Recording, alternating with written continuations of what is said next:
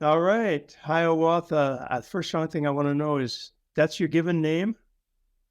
Yes. Because I'm from Minnesota, and Minnesota has Minnehaha, Hiawatha. There are names, street names, and parks, and rivers, and waterfalls. Minnehaha Falls. That was part of the origin is Native American, right?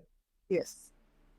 Yeah, I've heard that me pictures of their street signs and stuff. I think there's a Right. Lake Hiawatha or something. Yes, absolutely. You might be a princess, even. You know. I hope so. How are things in Houston? Hot. Hot as Here hell. too. Here too. Very hot. I mean, they had to have a what do you call that? An excessive heat thing going off all day long, and then they worried about the grid. All that BS is hot. Like I said, the event that I just came from was outside. It was beautiful, but it was humid as hell. So, but that's Houston for you, right? It's been very hot here too. Were you born in Houston or are you originally from there? Born and bred all my life. So you don't know what it's like to live in any other city, right?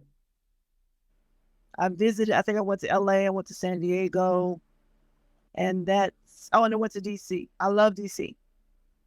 I don't know. I'm trying to think when I always go around September, October, and it's beautiful. So, but I hear it's really expensive to live out there. So I'll take my chances here in Houston. It's supposed to be nice there and decent relations between the communities, right? According to our friend Bots. Anyway, he said pretty cool. Of course, that's What? why he carries a gun. Oh, But anyway, have you been back to that room? no, I don't do that anymore. Hey, more power to him. I love those people. I said it in the beginning, and I'll say it again. It's just that it wore off, and I contributed a lot. I mean, I don't know how many times you were there, but man, I did a lot of things in there, and I'm happy to. Well, I don't love anybody in the room. So I'm good. I mean, it's I've been hearing there's a lot of dissension amongst the ranks, but that's just what it is. I mean, you have a room called networking, no egos, and it's nothing but egos. So that's the irony. But other Yeah, than that's that, the irony. so what's your have you been hearing about this stuff with Anita Baker and Babyface? What's your thoughts on that? I don't know anything about that. You haven't heard that they're beefing? I've heard of Babyface. I don't know anything about what he's into now. I know he still works with Uncle Jams from time Yeah. to time, or maybe he's part of that Me Cab music even. You've not heard of Babyface? I think he's great talent, but I don't listen to it. Tell me about it. Wow. Besides the fact that he's handsome, obviously, Babyface. But he's like the dude of music. I mean, R&B. Like he is. I don't even know how to describe him, and it's funny because he has a song that he wrote, I think, in the '80s, and I listen to that song every single day. I'm trying to think of. I mean, he's like I want to say like a Barry Gordy. He's Jimmy Jam, Terry Lewis, like all of them. They're on that level. Like he was the first person to do the verses. I don't know if you ever watched any of those. Um, the music battles that they used to do during COVID. Uh, what else?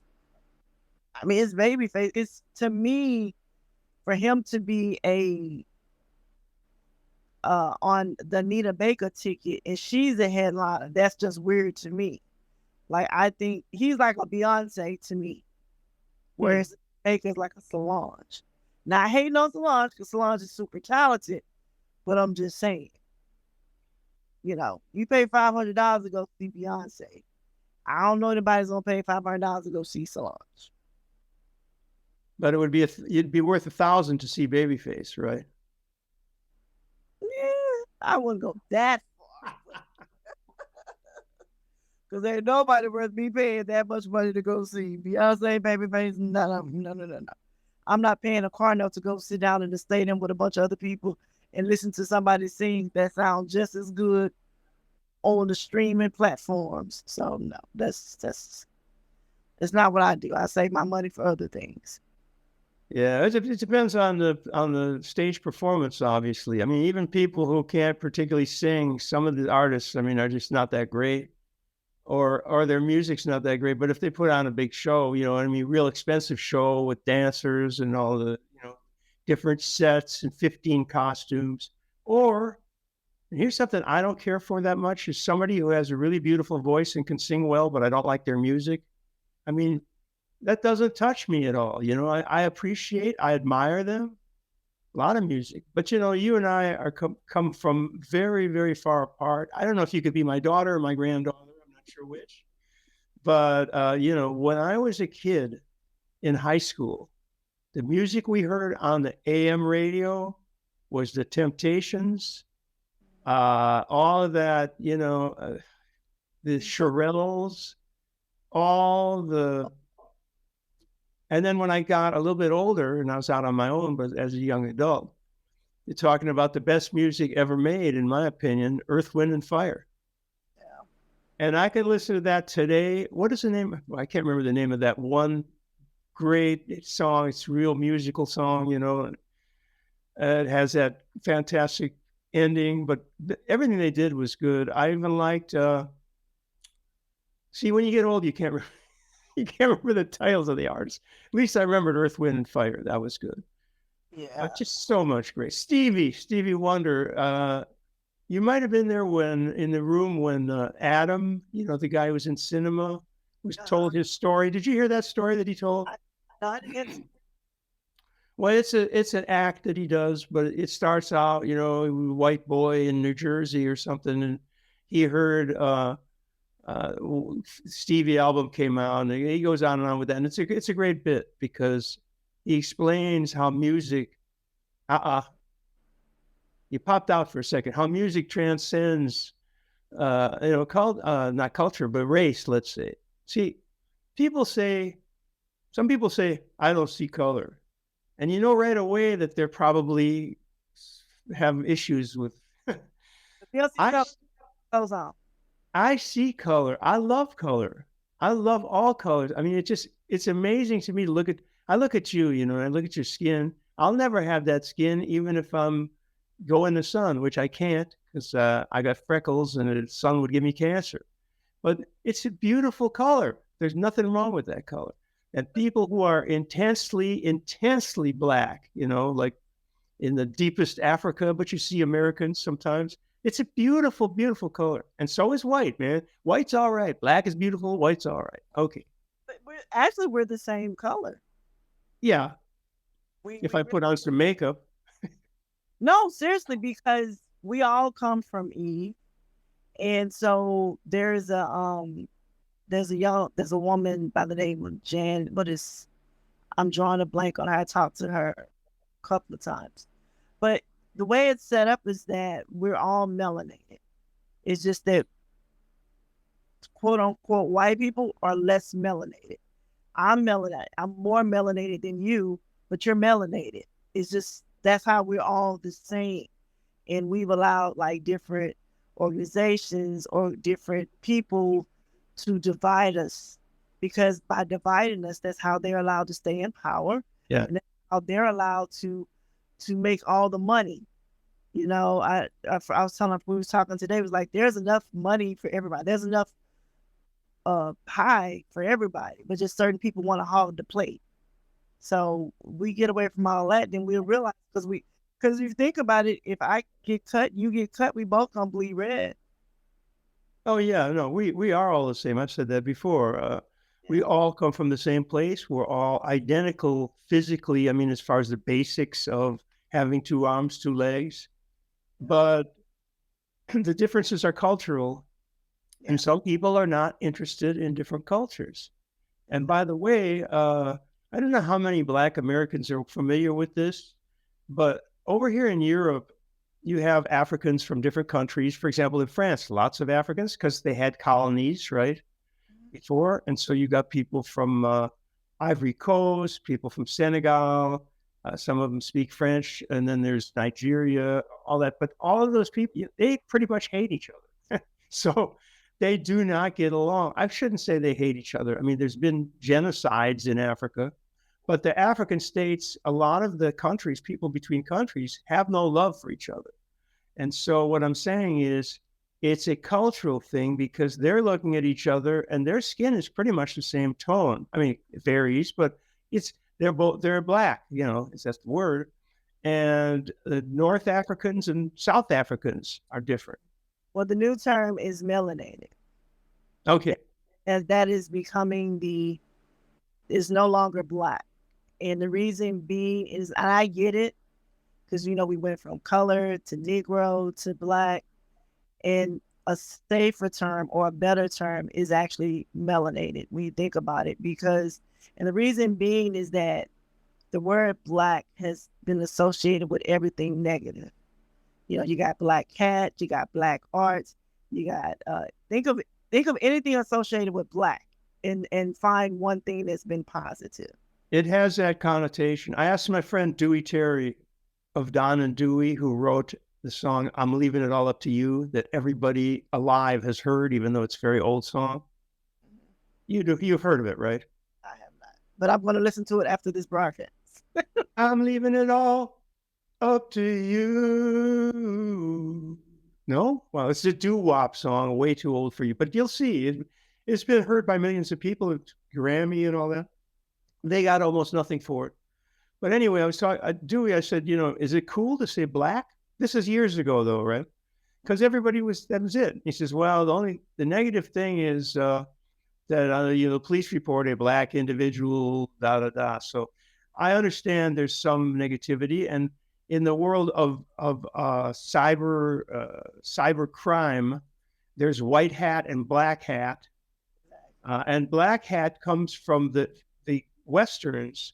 The Western villain always wore a black hat and the hero always wore a white hat. So yes, that's true. But a lot, African American wears out quickly to say that, even though it's like saying a Caucasian individual. So there was a discussion between some professors and they said, when we have a meeting, like the word African American will come out for the first 3 times, and then it's black. That was back in the day. So are you saying it's no longer cool to use the word, or that it's preferred? From it, because now we figured out, with all the social engineering and the way of keeping us divided. Like I said, by saying melanated, because we're all melanated. You're melanated, I'm melanated. You're just less melanated than I am. But that keeps us as the same. That keeps us on the same level. That way, there's no more black, there's no more white.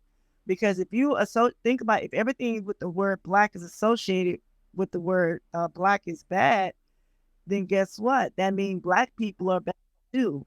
So it's all about the way you think about it and you look at it. But if I say I'm melanated versus I'm being black, there's no negative connotation with melanated, but there is a negative connotation with black. And I am I'm proud black woman, always said that. My dad was a Black Panther in New Orleans. So that, that was the identity. But now as I've gotten older, and if you really just sit down, you think about it, you're like, wow. That's how a lot of support black is negative. It's just to move away from that negative connotation. Is just to move away. And black is a color. Black is not a people. So yeah, I get all that. I understand that. But to me, in all my life, having associated with, as a musician, always played with black musicians, and so to me, it's not negative. It's not bad. And even though, I can have the ideas cohabit in my head where I know that black hat, in the case of hackers, there are white hat hackers, black hat hackers. Black hat hackers are bad. The white hat are doing it to improve security. And all the examples you gave, sure, that's true. And black is actually, ironically, black is more the lack of light, and white is all the light. And in between, you've got colors of grays. But I can't see the word black has a meaning to me that's kind of love, because of the association of all my life. So I almost can't accept that, but accept that I understand that people who have those ideas in their heads, yeah, I get it. And it just perpetuates that. By the way, I wanted to ask you something related, which is I just posted something the other day. I can't understand how anybody has the time and the energy to go out and join hate groups and manifest that hate when you're talking about something that has absolutely no effect on your life. For example, this whole LGBTQ or the drag queen thing, drag shows, whatever. If that entertains people, that's not for me to discuss, to worry about it, And yet you've got people coming out to these shows and making trouble. And what do these people do in life? Where do they have the time and the energy? Shouldn't they be doing something else more positive? I don't get it. Do you understand that? I mean, well, one, they make time for it. And I think the problem is that with LGBTQ, it's nobody cares what you do with your life. I personally don't. I think a lot of people don't. I think the problem is becoming, I think it's more so with the trans community. Yes, that's right. That's where the problem is. I think, I don't have a problem with a person being gay. I have gay people in my family.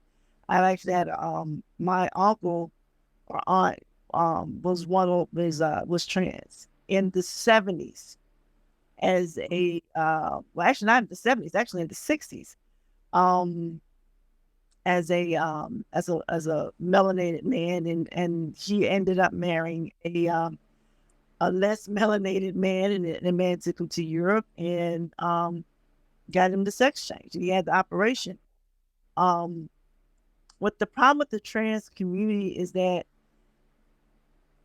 they're trying to force people to accept ideology that completely goes against the grain. It goes against science, like to keep this narrative that, trans men or trans women are women. That's problematic, because you want to erase the identity of natural born trans women or trans women, period. Yeah, I agree.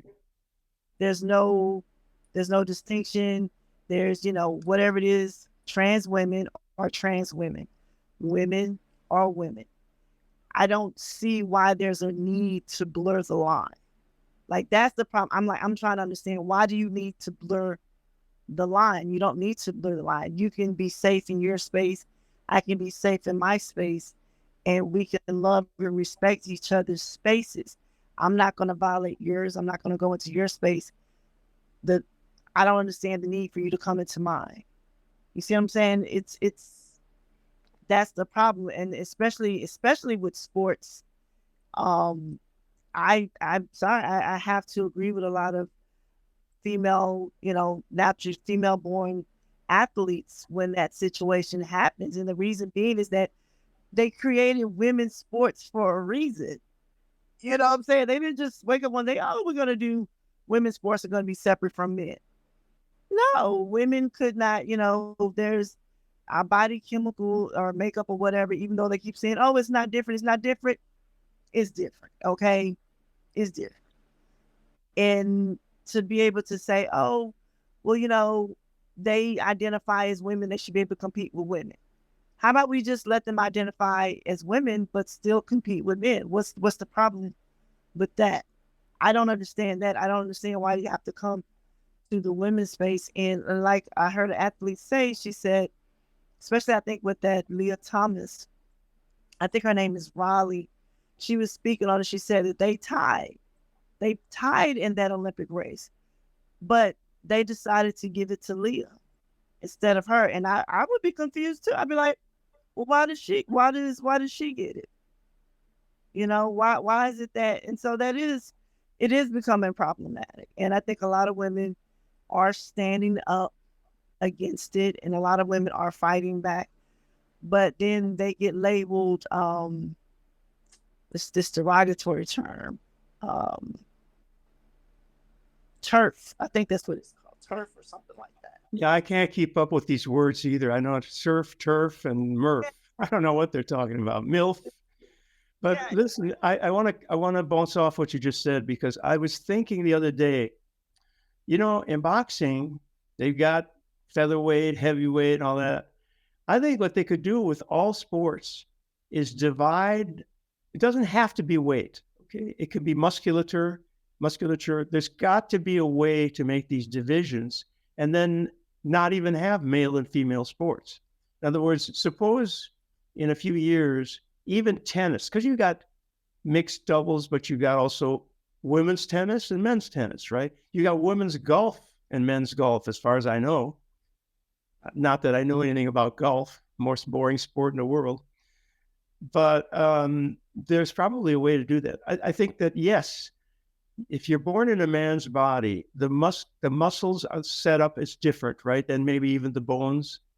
So that I accept that argument, and you do too. You just kind of said so. That argument that you got a different body, and I think when people are pushing this thing, Pastor Colette, who told me once. I said, why do I see a parade of super sexy Black women, or melanated, if you prefer, women on Instagram? Because that's all I see. And they're posing all the real sexy poses. They're never like with a book reading, or it's always the sexy dancing pose. And she said the reason for that is because they've been put down so much and ignored that they need that attention. And if I accept that argument, fine. Anyway, not disagreeable to look at all that. I'm just saying that I wondered why it has to always be that push towards the sexuality or beauty, if you prefer the word, okay? But she says that's that. And it's probably true that in the case of trans people, they're so sick of the whole thing, of the whole gay LGBTQ XYZ thing, that they feel they have to be a little more aggressive or more out front, right? And by the way, I lived in the 1970s, I spent several months living in a Black family. And as I said, played with musicians all the time. And the word sissy never stopped coming up. Black people are so much more anti-homosexuality than anybody I know, than any community I know. Even the Hispanics, I don't think were as bad. So there must have been some progress made, because I've talked to people now, they go, yes, my son is coming out, and it's less of a thing, I think. And also there is like I have friends, and there's a lot of racism in the LGBTQ community. Mm-hmm. Like there's there's a lot of division there, because I've had friends that are melanated that talk about, oh no, if you're white and you're gay, then you get all the love, you get all this from amongst others. But then when it's time to show that it's the same white gay men in their community that don't even show them, and they're in that community, they still have to face racism. So imagine being melanated and gay. So you already have this thing against you, and the community that you're a part of, they're against you. So you already have two strikes coming in, and you have to deal with all of that. I don't think it's and also, with a Black community, it's God driven, it's faith based. I mean, Yes. If it's a sin, and that's another thing too. Homosexuality is a sin in the Bible. It is. But so is having sex, before marriage. So is having kids out of wedlock. So is cursing. So is eating pork. You know what I mean? Masturbation. All these things are sin. If Period. you follow the Bible, you'd never have any fun in life. Yeah. But Gluttony, it, masturbation, sex without marriage. Uh, it's say it's a sin because that's what it is. It's a sin. You cannot change, you know, words that's what it is. So one sin isn't better than the other sin. You know what I'm saying? Like it is what it is. And the interesting thing I think a lot of people forget, it doesn't say that a sinner won't enter into heaven. It says an unrepentant sinner won't enter. yes. So if I'm cussing every day, I'm fornicating every day, and I'm repenting for that, that's still So a lot. wait, if you're fornicating every day, how many days do you have to repent every day, or is it like once a week, Father? Because it's nothing. Because think about it, everything that feels good is a sin. I told you, So you podcasting is a sin. see, but eventually you get tired of repenting. Where the LGBT, they don't think, but they don't feel what they're doing is a sin. They don't think that it is. It's love, and that's cool. I mean, you ain't even gotta believe. Some people believe, some people don't, and Yes. people, don't believe, and that's okay. That's everybody has the right to believe and feel how they feel. The problem is don't force other people to be a part of it. Like if you don't believe in God, okay, I'm not going to force you to believe it because I personally believe finding God is a journey only one person can take. I can lead you to it, but I can't make. You can lead a horse to was it? You can lead a horse to water, player, but you can't make her drink. So it's what you can lead people Yeah. and do it, but you don't have to get mad at me because I am. Yeah. Yesterday, my wife and I were having lunch and the doorbell rang. The lunch is on, we have 3 floors in this house. It's small, but 3 floors. Doorbell rang. So I looked out the window before I ran down the three. We weren't expecting any packages or anything. And I said hello. And there were 2 women there with little notebooks. They said, there's a lot of, there are a lot of people who are faith oriented in this neighborhood. And I said, that's an excellent thing. And I wish you a very nice day, and closes the window. Because, man, this Jehovah's Witness thing does not get to me where I want to go down 3 stairs and let them give their opening. And I was nice this time, but if I had to run down those stairs, I always get little, I always tell them something mean at the end, like, don't do this. So, Yeah, I just like let them go calmly with wishing them a nice day. yeah, because that's all you can do. It's just like, thank you, have a nice day. Yeah. And I think regardless of how you feel, you should still treat people with love. Like I believe what I believe, but there is no way in hell I would stand on a corner with a sign saying that this is what's going to happen to you. You're going to go to hell. You're going to do this. I am not, and that's the other thing. A lot of Christians, they judge people. Like you can't judge somebody because of who they are. You're supposed to love. You're supposed to embrace them, and that's it. And if they want advice or they want help, then you give it to them. But if they don't, if they're comfortable in their skin and that's who they are and that's what they want to be, then you love them and you keep it moving. You don't sit there and say, "Oh, you're going to hell." No, you don't do that. You say, "Okay, what do you need?" And if they need help, you give them help. You don't when we as people, if we just look at each other as people, as human beings, and that's it. That's what makes the world go round. That's because we're all connected. We're all here. We're all gonna pass away at some point. Nobody gets out of this alive. you know. No, we are all the same. And by the way, I know in Paris we used to go to this tea room run by a gay couple, and they one of them went to church every Sunday, Catholic. And I always wondered, like, that's a little strange because that's would be totally frowned upon. I think the latest Pope may have made some comment about God loves everybody, including gay people or whatever. But and which is great. But the point is that there are people in this country, big Catholic country, there are gays in this country, and they will go to church. And I mean, a lot of people don't go to church, but to be gay and go to church is means you really have faith, I guess. Yeah, because it says, I love this. It said, and to go back to the Bible, it says in the Bible that there is nothing you can do, nothing that you can do that will stop God from loving you. Nothing. And that includes people that are straight, that includes people that are gay, that includes people that are trans.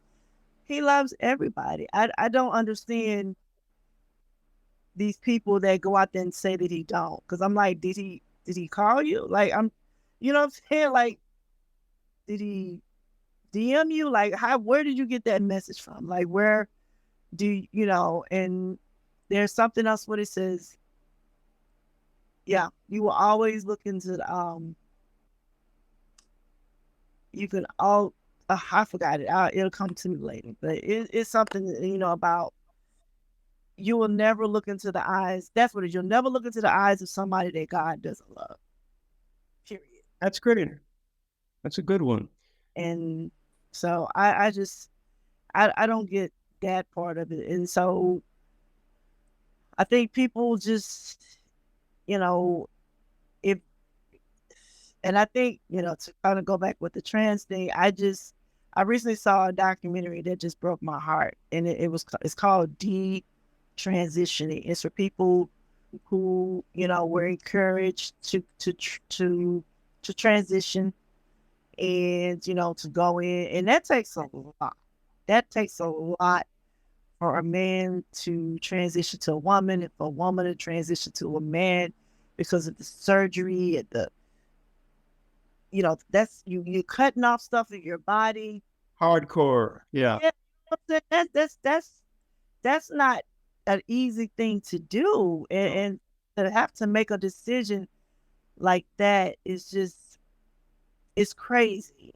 And in the documentary, it is so heartbreaking because you have so many people, like 90% of them or 99% of them says they wish they hadn't made that decision. Like, they regret that decision. And I think that's a video that should be shown. But, a lot of people, they try to hide that video, and a lot of the members of the LGBT, they try to label it hate speech. I mean, and I'm like, why would you label something that's informative? Because I tell anybody, like, yeah, and you go out there and you transition. Yeah, it's cute when you're young, when you're 19 and you're 20. And the same thing goes for these people that's getting all these plastic surgeries, getting the BBLs. Yeah, it's cute when you're young. It's cute when you're in your 20s because you heal faster and you do all this. But imagine that shit in your 40s, your 50s, your 60s. That shit ain't cute. And one, they once you do that, that is a permanent doctor's appointment. Yeah. Yeah. I can totally understand homosexuality and loving a person. I mean, and I don't have those feelings, but I can understand it looking at other people who have them. It makes total sense to me, and there's absolutely nothing wrong with that. But it's true that when you start modifying the body, it's a serious investment. And I mean, investment morally or physically, let's say. And finance. And financially. But I mean, even if it was free, unless it's reversible, which as far as I know, these things probably could be if you had unlimited funds, but it's not healthy. I don't think it's not good to do that.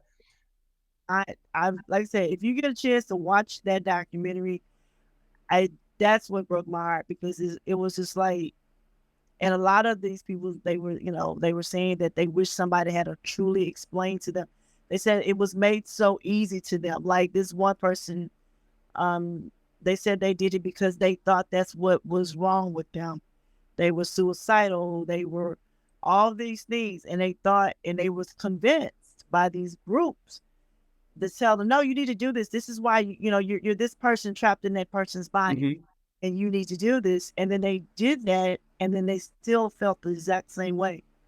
But now they have medical bills. Now they have, um, this one, I think, this young lady, she transitioned to man, so she had a double mastectomy. She, her, what does she do? I don't know how they do it with the woman's vagina or something, but she was talking about it, and she was like, so after, I think, like after 3 or 4 years of it, she was like, nah, this ain't for me. And now she's like, she will not, I think she can't have children now. And it's just, there's not enough information out there for them to be making these surgeries. But we know it's a money grab. That's all. But did this thing show any cases? Did they find any people who were happy that they did it? And maybe it's hard to find anybody who's 50, by the way, because these things were so shadowy before, right? That's the thing. There's actually one that Australia did before this, and all the people in that one were from Australia, Mhm. and they were older, and this one this person, they said, I did that for 20 years, and now he was like, I think he was like 65 or something, and he said, he stopped taking the hormones, he stopped, so now he says, now I just look like uh, a manly woman, because he still had the um he had the, like, the looks of it, but you could tell he wasn't taking the hormones anymore. He wasn't taking it Mhm. anymore. So he just, he says he is what it is. But he says he found more peace after he stopped doing that, because it was stressful having to take the medication all the time. I know with trans men or trans women, because they don't have natural birth canals or they have to stick an instrument up it twice a day so that it don't close up. I mean, it's a lot. I mean, it's brave. I give a person that's going through that, I'll say they are brave, because it's Yeah, it takes commitment, but I who knows? We all have feelings that are really strong. If you have faith, then your feeling for God is very strong, and even and the other people go, nah, that's not true. So if you feel that you're a man or a woman and you were born otherwise, if you believe it and totally believe it, and then other people help you believe, or other facts that come in help you believe it, or other opinions, then you're on that. But the problem is, yes, your mind can change. So that's the scary part for me. I read a science fiction story, in fact, not that long ago, where people could just go into a place and the whole thing changed over immediately. Guy's a man. He goes into this thing. This is like in 100 years from now. Goes in and there's a treatment. He goes into some kind of machine and he comes out. He's totally a woman that you could not tell, and no drugs or anything needed. If you could do that, and so in this book, to finish in this book, people would be changing on and off, like within a few months. They could be a man for 3 months and then come back. And it was the book was about a couple, and the guy didn't want to change, and the woman wanted to change all the time, back and forth, and it was very awkward. So they had a lot of arguments and stuff. And woman came back as a man, and they lived together. And he kind of got used to it because he loved this person. And then she changed her mind and wanted to go back. Then then he made the change. I always went crazy. But the point is, if you could do it that way, I could actually see an argument for becoming the other side for a month, if nothing else, just to see what that feels like. I would love to be able to go for more like 1 hour just to see what that whole thing feels like to be a woman, because there's no way I can know. And no amount of surgery will tell me what it actually feels like to be a natural woman, because it's just there's too many things between all that. But more power to anybody who does it. I just hope that it works out for them, don't you? Yeah, I mean, what, like Uncle Jack. excuse me, like Uncle Jam used to say, "What you eat don't make me shit." So, what you Mhm. what you do, you gotta deal with those bills. You gotta deal with that. I don't. Um, and I also think the problem too is that the children, is I'm okay with, I don't believe that you should allow children to make those type of decisions. I don't think you should be putting that stuff on children when they're 18. When they're 18 or when they graduate high school, that should be the time that they allowed to say, okay, you know what? I want to do this. Let's start doing this. Don't have children doing that at 10 years old, 12 years old. I mean, there's a reason why you can't drink until you're 21. There's a reason why you can't smoke until you're 21. So that just should fall under that period. After that, you're free to make those decisions, but don't put a decision like that on a child. There Don't say, has to be a minimum. Yeah, there has to be a minimum of life experience, and life experience starts a little bit after puberty because before you don't know anything. And then when you hit that, there's a whole confusing chaos in your mind and your emotions. And yeah, really, you have to have lived. I mean, in my mind, this is just an opinion like everybody else, but in my mind, you'd have to kind of have lived in a world and let's face it, had sex with other people, or regardless of who that person is or what I'm saying, and be like 20, 21, and then you have some inkling of what your life is. So I wouldn't even put it at 18. But I mean, I'm not making the law here. You do what you got to do. But you're right. If you're 10 years old, there's it just doesn't seem like a good idea to orient people. They call that grooming, maybe, right?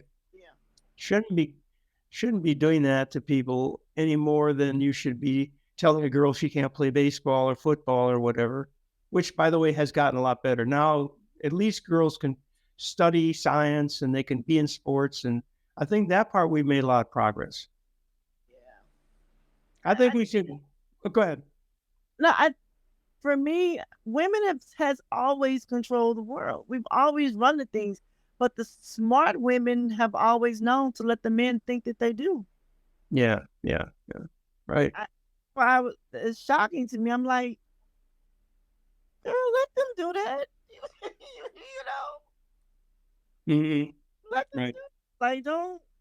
But now this, oh no, I can do it. I know you can do it. You know you can do it. I know I can do a lot of stuff, but why should I have to? There's a perfectly healthy man that wants to do it for me. Let them. So, Right. Well, listen, I think we've done pretty well for a first date. What do you think? Where's my banner here? this is cool, No, man. really, I'd love to do this again, but I think we've gone long enough on this and very interesting topics. I wanted to know what you thought about a lot of life issues, and we got there. That's great. Yeah.